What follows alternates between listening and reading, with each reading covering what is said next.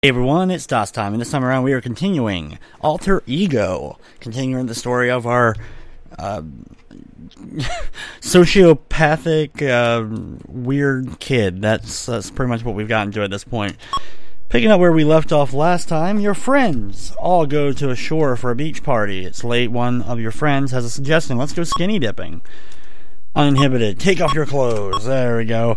There you are, stark naked when you realize that everyone else has chickened out and left their clothes on. How do you feel? Unashamed. You aren't going to let them get the better of you, even though some of the girls are laughing hysterically. You put your clothes back on and sit down.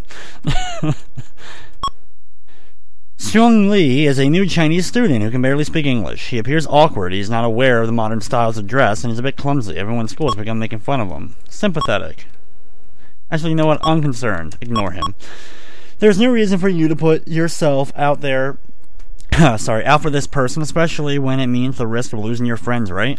On the other hand, a new friend from a foreign country might have been able to give you a lot more than he would take in the long run. Well, I just said ignore him. I didn't say, whatever. A couple of your friends have convinced someone to purchase a bottle of very cheap wine. They are excited about the idea of getting drunk. Excited. Let's drink. Share the wine. There is a 12-ounce bottle of wine to be distributed between 15 boys. You take a few sips. What do you feel? Nothing, because that should do nothing. Of course you feel perfectly normal. Not even a young child could get tipsy on 2 sips of wine. Many of your friends act goofy, but you will probably just sit around watching them and laughing. You are on the school bus on a class field trip getting cozy with your newest girlfriend. Amorous, but not indiscreet, non-amorous. Amorous but discreet. Begin to make out. You call that discreet? Of course teenagers like to be recognized slobbering all over each other in public. It is a way of marking off the territory so no one interferes with anyone else's partner. Fortunately, you are a real smoothie with excellent social skills. Your girlfriend thinks you are a fantastic lover. Your friends think you are a wild macho stud. And even you have to give yourself credit for being a bit of a playboy and man about town. Please don't let this go to your head. Girls don't tolerate these kind of public displays very long. Your friends ask you if you would like to be in a rock group. Sure, let's go. We have no musical experience. Let's do it. Your first task is to come up with a suitable name for the group. There are several suggestions. Choose the one you like best. The Tormented, the Cabbage Heads, and Larry and the Mumblers.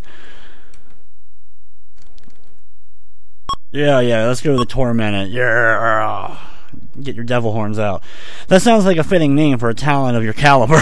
Exactly. Now you must choose a position in the band. What? I can't be singer? Let's be lead guitar. Fine, Meister. What do you want to be? The band leader? Just a band member. Band leader. Your intellectual characteristic shows that you are not smart enough to be a successful band leader without the proper kind of direction. Your band is a giant flop. Damn it. Livingston, a foreign friend from Jamaica, asked you over to his house for dinner. Your first course is an interesting looking kind of soup. You take a sip and find it is delicious. You inquire what kind of soup it is. Livingston's mother replies with a proud smile on her face, turtle soup. Open. Eat a little more. The more you eat, the more you think of these cute little pet turtles you once had in your room. You politely explain that the soup is good, but very filling. Your charming social character hides your disgust, and no one is the least bit offended. A group of kids you hardly know have just made fun of you. Usually this might not bother you, but lately you've been feeling down in the dumps about a lot of things. Your physical appearance has been disappointing you. Your family has been giving you a hard time about almost everything. No one seems to be saying or doing anything positive towards you. You have a bad case of the blues. Suicidal. Get drunk or stoned. This is a very drastic way. The likelihood of doing something self-destructive in the frame of mind is very great. Would you like to change your mind? No. Your fascination with the thought of tempting fate with your own life causes you to misjudge the level of alcohol and drugs you take, and you're charged. Wow. Epic. I just killed us on a drug overdose. You are found dead of liver failure and blood poisoning. The day after you make the gesture, your fame is over. We lived the 13 years this time around. Stress level was way too high. And I had no money. Okay, let's load up our previous game. We'll just go back to the last couple of things real quick. I'm not even gonna... Uninhibited, take your clothes off. Yep, we did that. Unashamed. Boom. Did that. Excited. Share the wine. Perfectly normal. Unconcerned, ignore him. Call that discreet? Yeah, okay. Excited about it, start planning. The tormented. We're gonna be lead guitar. This time we're gonna choose not to be the leader. You take a low profile, but your audience can't resist your star qualities. There's eyes, there's long silky locks. Move over, Mick Jagger. Here comes the new king of rock and roll. But hold on. So, like, just think of that one for an example. We weren't intelligent enough to be the band leader, but yet we become the band leader when we choose the other thing. So it's like we have the good looks to be the band leader, but we weren't smart enough to be the band leader. Anyway. Open. Eat the soup. There we go. Okay, so now we're back to this. Yeah. Depressive said, talk to someone. How about that? Who would you like to talk to? A friend. You explain your problems to your friend. Your friend seems very supportive, but every time you list a complaint, your friend lists one of his or her own complaints. You begin to think that this isn't listening. Your conversation doesn't turn out to be very helpful. Yeah, I figure that's pretty much how it would go. John, a very close friend of yours, has been very depressed lately. What, is he going to kill himself now, too? You see him moving around the halls of school, keeping to himself. One day, while you're running an errand for a teacher on the top floor of the building, you see a shadow swaying on the school roof. You peer through the designs in a glass window panel, straining to see what is happening out there. It's John, you call out and discover that he is planning to jump off. He wants you to go away and make believe you didn't see him. He starts talking about wanting to be at peace. He refers to rock stars who have died and how he will get a chance to be with them.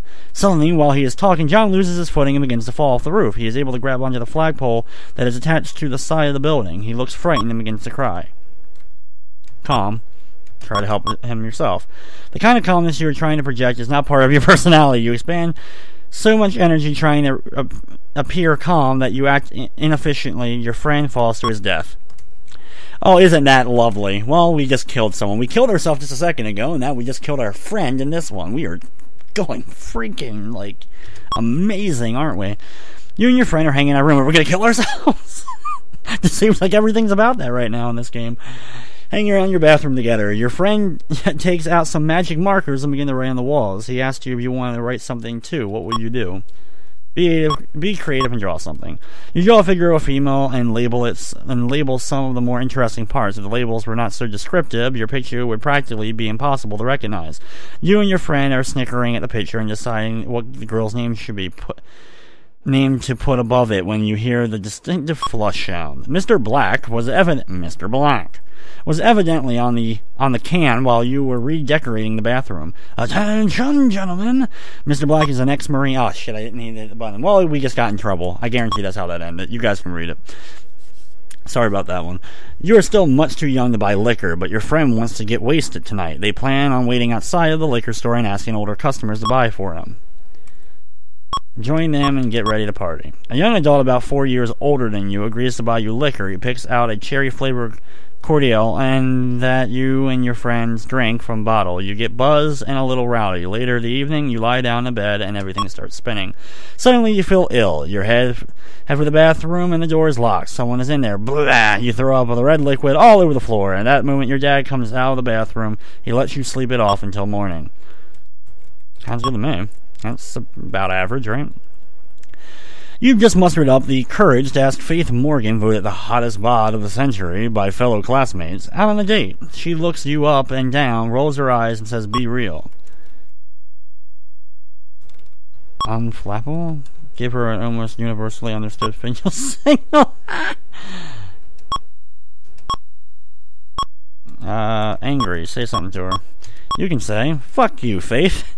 I wouldn't go out with you with your last one and on. It's okay if you don't want to go out with me, but do you have to be so snooty about it?" That's just... None of these are great. Fuck you, Faith. Very articulate, even though she might have deserved it. You have done nothing more than give her another reason why it would have been stupid to socialize with you. Think before you speak. No, fuck you, bitch. Early in the evening, a friend's mother appears mysteriously at her door. Okay, I'll end it with that. And asks to speak to your mother from another room. You hear the woman say that you have been a bad influence on her son and that your mother should try harder to raise you the right way. Her complaints, by the way, are totally unjustified. First, you barely know her son, and second, he's the biggest juvenile delinquent in town without your help or anyone else's. Furious, go in and give the woman a piece of your mind. I can understand why you are angry, but going in and giving the woman a piece of your mind proves her point to her. Here you are storming in from another room acting rude in front of company. You try to convince the wrong person of your innocence, but for better success, you should have just concentrated on your mom. No, fuck that bitch. She's a bitch. Punch her. You're currently madly in love with a girl who is having a birthday next week. You're trying to think of what to get her. She has hinted about a very expensive piece of jewelry that would just about wipe out your life savings if you choose to buy it for her. Generous. Buy her the jewelry. You will never be able to support this girl in style to which she is accustomed. Eventually she runs off with some guy who has a $1,000 smile, a $10,000 sports car, and $1 million inheritance. Ta-ta. Oh, well, fuck you, bitch. That's... Uh-oh. We got a sexual one here. While sitting around the house with a girlfriend one night, she says she wants to give you a manicure. I'm pretty sure. We'll do the manicure. I'm man enough, right? Letting your friend groom you puts her in a very romantic mood. After she finishes the job, you get cozy on the couch and have a hot and heavy time. Unfortunately, the next day, your friends see your polished nails and rag on you about it. Little do they know. What? That was sexual? Like, what? I get... Wow, okay. That one I'm not quite as sure about as the other ones that we have had. Your dad's boss thinks that you are a fine young man. He would be honored if you would consider escorting his lovely daughter, Matilda, to the company dinner dance. Interested? Accept the invite.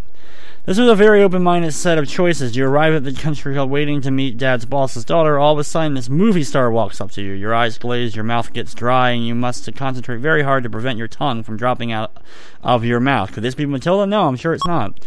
Nope, it's some lady who thinks you work there parking cars. Matilda arrives complete with braces, pigtails, and a squeaky laugh. As the night goes on, you find out that she's not so bad. Dad gets a raise the following week, now about the company picnic next month. So that worked out. It wasn't that bad, right? Your dad decides he wants to have a long talk with you about college. In his talk, he advises you to do all the things you think you would like to do least. He suggests careers that you couldn't see yourself doing in a million years. He talks about colleges that seem dull and uninteresting. Say, son, have you ever thought about going to military college? You get the distinct sense that he's already planned the next 8 years of your life for you. At this point, you may not be sure that you want to go to college at all. Angry. Tell him that you are not interested. Actually, you know what? Calm. We'll do it calmly. Sometimes parents get overzealous helping their children plan for the future. They may have a real need to control their children and are fearful of giving up that control. You express your desire to control your own life to your father. He has difficulty understanding why you might resent his help. Expressing yourself now prevents you from having a major blow-up with him later on. An ad in the paper says, "Want it, young adults, 15 to 20, for acting modeling jobs. Ask for Rod." Oh my god. I have to see how this goes. Rod seems very interested in you and gives you an appointment for an interview. When you arrive at the place where the interview is to be held, you notice that it is a bare apartment with almost no furniture, just a mattress and an old desk with a phone on it. Well, if we... we are going to die. But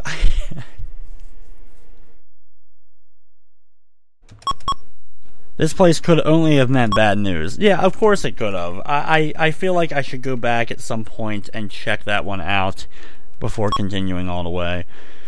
Oh, man. One of the older kids in school takes you aside, offers you a quick way to make money by dealing drugs. Nothing too heavy or dangerous, according to him. All you would have to deal is some pot and a few lewds. Interesting. Tell him you'll do it.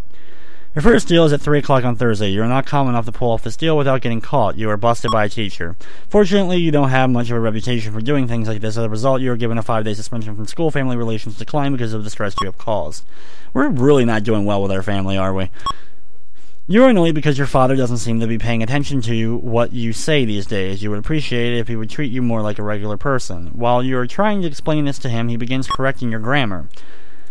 Assertive. Say, "See, I can't believe it. You're doing it again." Say, "You know, Dad, this is a perfect example. I'm trying to express myself right now, and you are putting me down by correcting my English." Your dad is taken aback by your assertiveness and is forced to examine his own behavior. Unfortunately, he is stubborn. Even though he feels you are right deep down inside, he doesn't have the courage to admit it, that he's wrong. He believes it is a sign of weakness to admit that he is wrong in front of someone in his family. This must be very frustrating for you. Okay, last one for this one. A cousin of yours asked if you would like to inherit his weight set. Interested, accept the weight set. You begin the workout schedule, and within 3 months there is a noticeable improvement in the way your body looks. After a few compliments from girls, you begin to slack off your physical sphere definitely improves. Okay, so nothing too bad. Anytime you see like the body with the x-ray, you're like, that's a potential I could burn, maim, or kill myself. I already have a fractured skull from earlier in the game. Anyway, that will wrap up this episode of DOS Time. I'd like to thank you for watching, and of course, I hope you enjoyed.